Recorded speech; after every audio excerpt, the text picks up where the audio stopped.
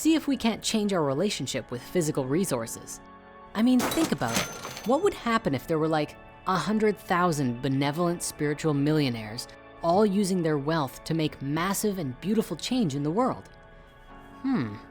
Well, let's talk about it.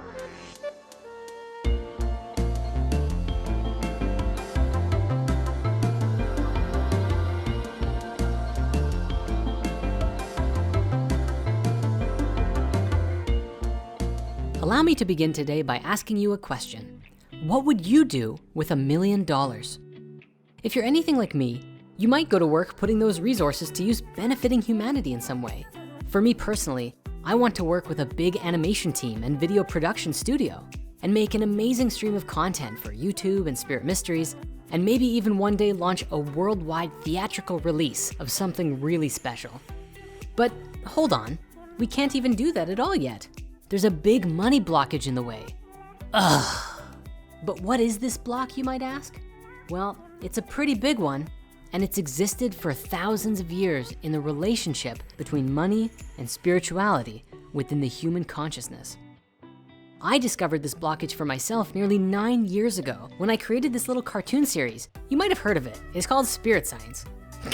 Sorry. Of course, there's a lot of praise on this series, but a lot of people also warned me with graven fear. Spirituality and money don't go together. If you make money doing something spiritual, you are a sellout. Now, I very often take all the comments to heart, even these ones. And for the last 9 years, I struggled with this whole money and spirituality thing.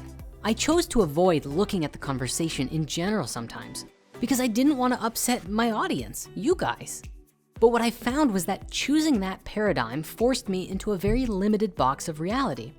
As Spirit Science grew, I had more and more responsibilities, but I didn't usually have much in the way of resources to delegate tasks.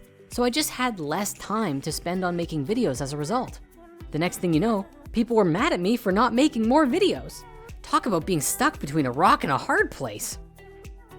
The reason I'm telling you this story is because I know that I'm not the only one who is, has, or will one day struggle with this problem. But I have good news for you.